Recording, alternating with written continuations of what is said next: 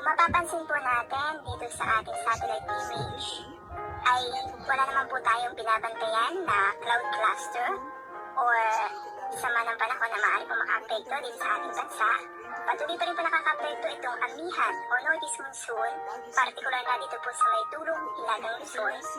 Samantalang sa natitang bahagi po ng ating bansa, ang inaasahan lamang po natin mga isolated na mga paulan dahil po sa mga localized thunderstorm.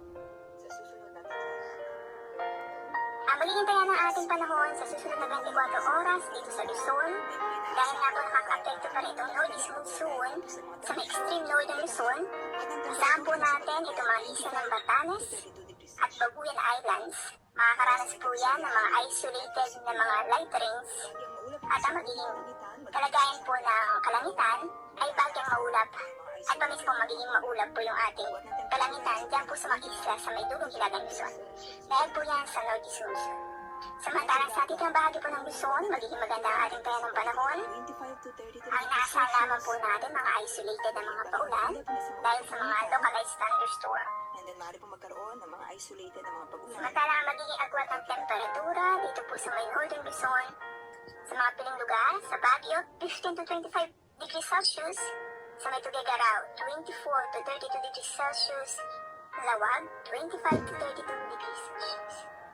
Metro Manila, 24 to 32 degrees Celsius, and then dito po sa may Legazpi, Puerto Princesa, at sa may Kalayaan Islands, nasa pagitan po yan ng 26 to 32 degrees Celsius. Sa may Tagaytay, 23 to 30 degrees Celsius.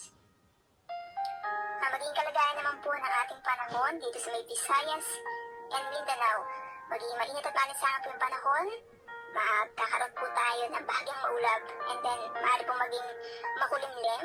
May mga inaasahan po tayo ng mga isolated lamang po ng mga paulan, ngunit ito'y panandalian lamang. Ang magiging agwat ng temperatura dito sa may Iloilo, 27 to 31 degrees Celsius.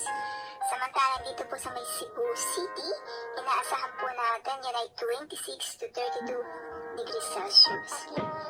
And then sa may Tacloban, 25 to 32 degrees Celsius. Sa may Visayas, yung mga piling lugar po natin, ang magiging agwat ng temperatura dito po sa may Zamboanga at sa Cagayan de Oro,